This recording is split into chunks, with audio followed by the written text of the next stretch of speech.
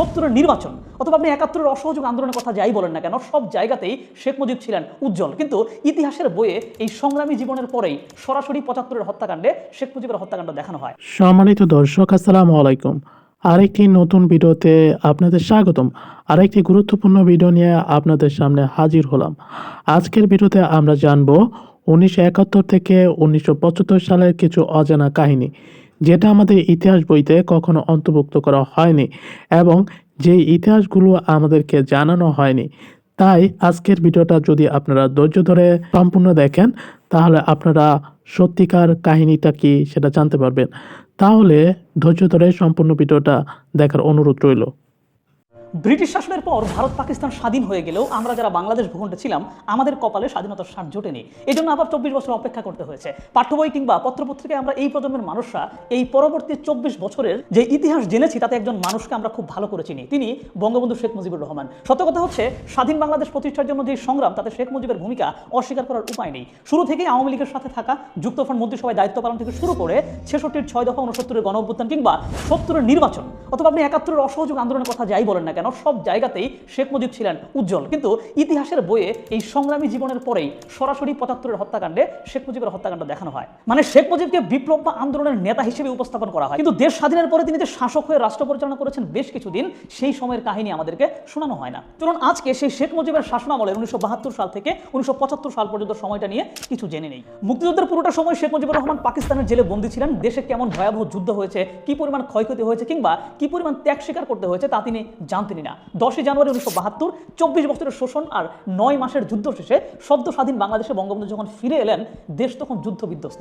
বৈদেশিক রিজার্ভ নাই, প্রশাসনে পর্যাপ্ত লোক নাই, মানুষের ঘরে খাবার নাই, আইন শৃঙ্খলার উপর কার্যত কোনো নিয়ন্ত্রণ নাই। রিলেট করতে পারছেন? হ্যাঁ, যে কোনো বিপ্লবের পর সবগুলো নতুন সরকারের সামনে এই একই রকম চ্যালেঞ্জগুলো চলে আসে। তবে মানুষের মনে আশা ছিল, বঙ্গবন্ধুর প্রতি ভরসা ছিল। ঠিক এখন যেমন ডক্টর ইউনূস সরকারের প্রতি আমাদের একটা প্রত্যাশা রয়েছে। কিন্তু অনেকের মতেই শেখ মুজিবুর রহমান মানুষের সেই প্রত্যাশা পূরণ করতে চরমভাবে ব্যর্থ হয়েছেন। তার এই ব্যর্থতার মূল কারণ ছিল স্বজনপ্রীতি এবং ক্ষমতার প্রতি লোভ। চলুন একটি একটি করে ব্যাখ্যা করছি।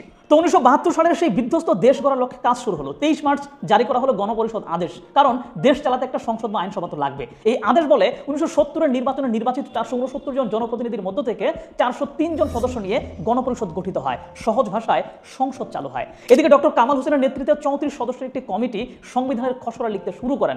মাত্র 8 মাসের মাথায় 4 নভেম্বর সেই সংবিধান সংসদে পাস হয়। 16 ডিসেম্বর 1972 সাল থেকে কার্যকর হয় স্বাধীন বাংলাদেশের সংবিধান। এইটুকু খুবই সুন্দরভাবে চলেছে। 1973 সালে সংবিধান অনুযায়ী দেশের নির্বাচন অনুষ্ঠিত হয়। 7 মার্চের সেই নির্বাচনের সময় রাষ্ট্র ক্ষমতায় ছিলেন শেখ মুজিবুর রহমান। তিনি নিজেও কিন্তু নির্বাচনে অংশ নিয়েছেন।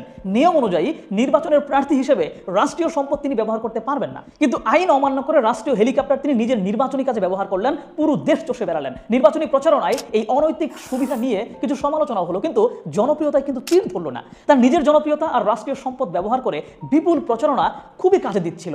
যদিও স্বাধীনতা যুদ্ধে নেতৃত্ব দেওয়া দল হিসেবে নির্বাচনে তার নিজের এবং আওয়ামী লীগের বিজয় কিন্তু সুনিশ্চিত ছিল। মাত্র 3 বছর আগেই তাদেরকে জনগণ ভোট দিয়েছে। তো স্বাভাবিকভাবে তিনি এবং তার দল বিজয়ী হবেন এইটা মোটামুটি সবাই জানতো। কিন্তু বঙ্গবন্ধু এবার শুধু বিজয়ে খুশি নন, তিনি চাইলেন ভূমিধস বিজয়, মানে সংসদে যাতে কোনো বিরোধী দল না থাকে এই লেভেলের বিজয়। এবং সেই ধারায় দেশ জুড়ে নির্বাচনে বেশ কারচুপি হলো। কথিত আছে স্থানীয় আওয়ামী লীগ নেতারা ভয় ভীতি দেখিয়ে অনেককেই নির্বাচনে আসতেই দেননি। অনেক আসনে বিরোধীরা এগিয়ে থাকলেও শেষ পর্যন্ত আওয়ামী লীগের প্রার্থীকে বিজয়ী করা হয়। 11 জন সাংসদ বিনা প্রতিদ্বন্দ্বিতায় জয়লাভ করেন, যার মধ্যে শেখ মুজিবের নিজের 4টি আসনের মধ্যে 2টিতেই বিনা প্রতিদ্বন্দ্বিতায় জয়লাভের ঘটনা ঘটে। বিনা প্রতিদ্বন্দ্বিতার এই সমস্ত আসনে প্রার্থীদেরকে ভয় ভীতি দেখিয়ে বসিয়ে দেওয়া হয়েছে বলে অনেকেই বলেন। যেই খন্দকার মুশতাককে আমরা বঙ্গবন্ধুর খুনি হিসেবে চিনি, কুমিল্লায় এই খন্দকার মুশতাককে জেতাতে ঢাকা থেকে হেলিকপ্টার যায়, ভোটের বাক্স নিয়ে ঢাকা এসে গণনা করা হয় এবং ঢাকা থেকেই ফল ঘোষণা করা হয়। শুধু খন্দকার মুশতাক না, ওই সময় আওয়ামী লীগের হেভিওয়েট প্রায় অনেকগুলো নেতার আসনে এমন বিতর্কিত নানান ঘটনা ঘটে।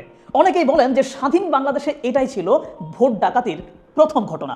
এই নির্বাচনে আওয়ামী লীগ 300টি আসনের মধ্যে 293টি আসনে জয়লাভ করে এবং সরকার গঠন করে। এই পুরো ভোট কারচুপিতে সবচেয়ে বেশি ভূমিকা পালন করে রক্ষী বাহিনী। প্রশ্ন হচ্ছে, এরা কারা? মূলত যুদ্ধ পরবর্তী বাংলাদেশের শান্তি শৃঙ্খলা রক্ষায় শেখ মুজিবের অনুগত মুক্তিযোদ্ধাদের একটা অংশকে নিয়ে এই বাহিনী গঠন করা হয়। এই বাহিনী সেই সময় আইন শৃঙ্খলা রক্ষায় কাজ করে, কিন্তু কিছুদিনের মধ্যেই এই বাহিনী ভয়ঙ্কর হয়ে উঠতে থাকে। অনেকেই বলেন যে শেখ মুজিব বাংলাদেশ সেনাবাহিনীর উপরে পূর্ণ আস্থা রাখতে পারছিলেন না, তাই তার স্বদেশ প্রত্যাবর্তনের মাত্র 1 মাসের মাথায় তার অনুগত মুক্তিযোদ্ধাদেরকে নিয়ে এই এই রক্ষী বাহিনী গড়ে তোলা হয়। সেনাবাহিনীর উন্নয়ন না করে তিনি রক্ষী বাহিনীকে অস্ত্র সরঞ্জাম কিংবা ট্রেনিং দেওয়ার মাধ্যমে একটা বিকল্প বাহিনী হিসেবে গড়ে তোলেন। তখন সেনাবাহিনীর মধ্যে একটা গুজব ছড়িয়ে পড়ে যে ভারতের সহায়তায় রক্ষী বাহিনী গড়ে তুলে সেনাবাহিনীকে বিলুপ্ত করে দেওয়া হবে। এই রক্ষী বাহিনীর হাতে পরবর্তীতে হত্যা, গুম কিংবা খুনের মতো অনেক ঘটনাই ঘটে। গত 10-15 বছরে শেখ হাসিনা যেমন পুলিশ বাহিনীকে তার রাজনৈতিক স্বার্থ হাসিলের জন্য ব্যবহার করেছেন, সেই সময় রক্ষী বাহিনীকেও বিরোধী মত দমন করতে ব্যবহার করা হয়। শেখ মুজিবের প্রধান রাজনৈতিক প্রতিদ্বন্দ্বী হয়ে ওঠা সিরাজ শিকদারকে হত্যার অভিযোগ রয়েছে এই রক্ষী বাহিনীর বিরুদ্ধে। আমরা অনেকেই জানি যে মুক্তিযুদ্ধের সর্বহারা পার্টি নামে যে গেরিলা অপারেশন ছিল সেটার নেতৃত্ব দিয়েছিলেন সিরাজ শিকদার, এবং তিনি মনে করতেন বাংলাদেশ পাকিস্তানের উপনিবেশ থেকে মুক্ত হয়ে ভারতের নব্য উপনিবেশে পরিণত হচ্ছে। 16 ডিসেম্বর পাকিস্তান আমাদের মুক্তিযোদ্ধাদের পরিবর্তে ভারতীয় বাহিনী প্রধানের নিকট আত্মসমর্পণ করায় এইটাকে তিনি কালো দিন বলে মনে করতেন। 1973 এবং 1974 সালের এই 2 বছরে তিনি এই দিনে হরতাল পালন করেছেন। মৌলানা ভাসানী বিবৃতি দিয়ে এই হরতালকে সমর্থন দিয়েছিলেন। তো এই ভারত এবং মুজিব বিরোধী মনোভাব সিরাজ শিকদারকে দিনে দিনে জনপ্রিয় করে তোলে, যেটাকে হুমকি হিসেবে দেখলেন শেখ মুজিবুর রহমান। 1975-এর 1 জানুয়ারি সিরাজ শিকদারকে চট্টগ্রাম থেকে গ্রেফতার করে ঢাকায় রক্ষী বাহিনীর হেডকোয়ার্টারে পাঠিয়ে দেয় পুলিশ। ধারণা করা হয় সেখানেই তাকে হত্যা করা হয়েছিল। কিন্তু পরের দিন 2 জানুয়ারি পুলিশের বিশাল প্রেস নোটে বলা হয় দলীয় কর্মীদের গোপন আস্তানা দেখাতে পুলিশের সাথে যাওয়ার সময় সাভারের কাছাকাছি গিয়ে তিনি পুলিশ ভ্যান থেকে লাফিয়ে পালানোর চেষ্টা করেন এবং পলায়ন রোধ করতে পুলিশ গুলিবর্ষণ করে এবং তিনি মারা যান। মানে এখনকার সময় র্যাবের যে কথিত বন্দুক যুদ্ধ আছে না, ওইটার দুর্বল ভার্সন আর কি। তো এরকম শুধু সিরাজ শিকদার না, সর্বহারা পার্টি এবং জাসদের বহু নেতাকর্মীকে হত্যার দাগ লেগে আছে এই মুজিব অনুগত রক্ষী বাহিনীর হাতে। স্বাধীন বাংলাদেশের প্রথম ক্রস ফায়ারের পর শেখ মুজিবুর রহমান অধ্যত্ব নিয়ে সংসদে দাঁড়িয়ে বলেছিলেন, আজ কোথায় সিরাজ শিকদার? তো তারপরেও এই রক্ষী বাহিনীর অস্তিত্ব নিয়ে অনেকেই বলেন যে যুদ্ধ বিধ্বস্ত ওই সময় দেশের পরিস্থিতি সামাল দিতে ওইরকম একটা বাহিনীর দরকার ছিল। কেউ কেউ আবার এই বাহিনীর সাফাইও গান। সেক্ষেত্রে আরেক দলের প্রশ্ন, যেই প্রক্রিয়ায় রক্ষী বাহিনী গঠন করা হয়েছিল একই প্রক্রিয়ায় পুলিশ সংস্কার করলেই তো হয়ে যেত।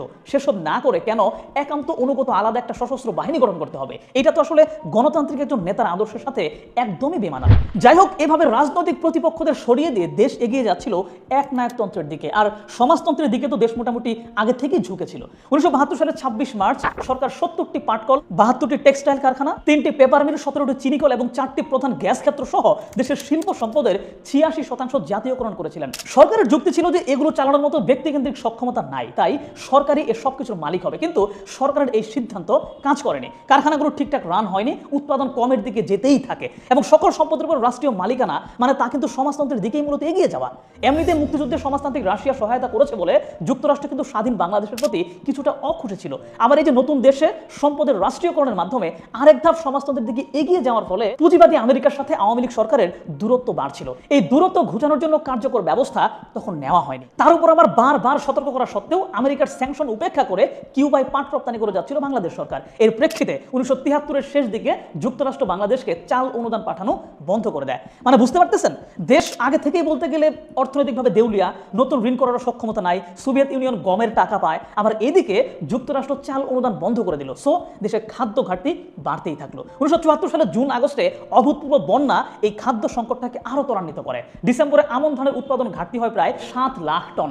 ধানের দাম 3 গুণ বেড়ে মন প্রতি 263 টাকা হয়ে যায়। সয়াবিন মন প্রতি 271 টাকা থেকে বেড়ে 518 টাকা হয়ে যায়। সরিষা 544 থেকে বেড়ে হয়ে যায় 1441 টাকা। যুদ্ধ বিধ্বস্ত দেশ এবারে পড়ে দুর্ভিক্ষে। সরকার বাধ্য হয় যুক্তরাষ্ট্রের সামনে নতি স্বীকার করতে। সমঝোতার পর অক্টোবরে যুক্তরাষ্ট্র আবার চাল অনুদান দেওয়ার গ্রিন সিগন্যাল দেয়। কিন্তু ততদিনে দুর্ভিক্ষের লাশের সারি দীর্ঘ হয়ে গেছে। তবে এই দুর্ভিক্ষ নিয়ে নোবেলজয়ী অর্থনীতিবিদ অমর্ত্য সেন এক গবেষণায় দেখিয়েছেন, এই দুর্ভিক্ষে খাদ্য উৎপাদন ঘাটতি কিংবা অনুদান আসা বন্ধের ব্যাপারটা প্রধান ভূমিকা রাখেনি, বরং মুজিব সরকারের চরম দুর্নীতি এবং অব্যবস্থাপনায় এই দুর্ভিক্ষ ডেকে এনেছিল। সে সময় শেখ কামালের বিরুদ্ধে ব্যাংক ডাকাতির অভিযোগ উঠে এবং পুলিশ তার গাড়িকে ধাওয়া করে গুলি পর্যন্ত করেছিল। মানে স্বাধীনতা পরবর্তী সময়ে বঙ্গবন্ধু আসলে কি করলে অর্থনীতি স্থিতিশীল হবে সেসব নিয়ে কাজ না করে তিনি বরং রাজনৈতিকভাবে তার ক্ষমতা পাকাপোক্ত করার চিন্তায় বেশি মগ্ন ছিলেন। দেশের মানুষ যখন চরম দুর্ভিক্ষে, তখনও শেখ পরিবারের মানুষজন নিশ্চিন্তে আমোদ আহ্লাদ করে গিয়েছে বলে বিভিন্ন বইয়ে জানা যায়। তো শেখ মুজিবুর রহমানের আরেকটা বড় ভুল ছিল যুদ্ধ পরবর্তী সময়ে প্রকৃত দেশপ্রেমিক নেতাকে চিনতে ভুল করা। তাজউদ্দিন আহমেদ যুদ্ধ পরিচালনায় ব্যাপক ভূমিকা রাখেন এবং যুদ্ধকালীন দেশের প্রধানমন্ত্রীর দায়িত্ব পালন করেন। সেই সময় তাজউদ্দিনের সিদ্ধান্তগুলোর বিরোধিতা করেছিল যুবলীগের লোকজন। যুদ্ধের পরে তাজউদ্দিনের কাছে শেখ মুজিব শুনতেই চাননি যে আসলে কি হয়েছিল, অথচ শেখ মুজিবকে জীবিত ফেরত আনার জন্য তাজউদ্দিন আহমেদ কাজ করেছিলেন এবং যুদ্ধের পরে অন্যান্য নেতারা শেখ মুজিবের কাছে তাজউদ্দিনের নামে নানান ভুল তথ্য দিয়ে আসলেও তা নিয়ে শেখ মুজিব তেমন কিছুই করেনি। তাজউদ্দিন আহমেদ প্রকাশ্যে শেখ মুজিবুর রহমানের স্বজনপ্রীতির সমালোচনা করেন, যুদ্ধাপরাধীদের সাধারণ ক্ষমা ঘোষণার বিরোধিতা করেন, যেগুলো শেখ মুজিবের আসলে ভালো লাগতো না। তিনি চাইতেন এমন মানুষ যে শুধু তার কথা সমর্থন করে যাবে। এর সাথে যুক্ত হয় তাজউদ্দিনের পশ্চিমা বিরোধিতা। যখন দুর্ভিক্ষ সামাল দিতে পশ্চিমাদের সহায়তা দরকার, তখন পশ্চিমারা সহায়তা করার পূর্বে শেখ মুজিবের মন্ত্রী মন্ত্রিসভায় পরিবর্তন আনার কথা বলেছিলেন, তখন তাজউদ্দিনকে বলির পাঠা বানিয়ে শেখ মুজিব তাকে পদত্যাগ করতে বাধ্য করেন। অর্থসহ 4 মন্ত্রণালয় থেকে তাজউদ্দিন ইস্তফা দিলেন। ঐতিহাসিক চরমপত্রের রচয়িতা এবং পাঠক এমান আখতার মুকুল তাজউদ্দিনের পদত্যাগ সম্পর্কে লিখেছেন, মন্ত্রিসভা থেকে তাজউদ্দিন বিদায় নিলেন, মনে হলো বঙ্গবন্ধুর কোমর থেকে শানিত তরবারি অদৃশ্য হয়ে গেল। আর এরপরেই শেখ মুজিবকে ঘিরে ধরে সব দুধের মাছিরা। শেখ মুজিব নিজের অজান্তেই এদের আশকারা দিতে থাকেন, কারণ এরা তাজউদ্দিনের মতো দ্বিমত পোষণ করে না, ভাসানীর মতো পরামর্শ পাঠায় না, জাসদের মতো বিরোধিতাও করে না। শেখ মুজিবের সব আদেশ শিরোধার্য হিসেবে মেনে নেয়। এমনই এক দুধের মাছি গুলাম মুস্তাফা। এক বিয়ের অনুষ্ঠানে গাজী গুলাম মুস্তাফার ছেলে মেজর ডালিমের স্ত্রীকে উত্ত্যক্ত করে। যথারীতি ডালিম প্রতিবাদ করেন এবং এই ঘটনাকে ঘিরে মেজর ডালিমকে তার স্ত্রী সহ তুলে নিয়ে যাওয়া হয় ধানমন্ডির 32 নম্বর বাড়িতে। এদিকে মেজর ডালিম এবং তার স্ত্রীকে অপহরণের খবর ছড়িয়ে পড়লে বজলুল হুদা সহ সেনাবাহিনীর কতিপয় সদস্য গোলাম মুস্তাফার বাসা ভাঙচুর করে। আর এই পুরো ঘটনার বিচার হিসেবে শেখ মুজিবের নির্দেশে বজলুল হুদা, মেজর ডালিম সহ এই সেনাদের সেনাবাহিনী থেকে ডিকমিশন করা হয়। এই ছিল শেখ মুজিবের বিচার ব্যবস্থা। আর এই ডিকমিশন অফিসাররা কিন্তু পরবর্তীতে 15 আগস্টের হত্যাকাণ্ডের নেতৃত্ব দিয়েছিল।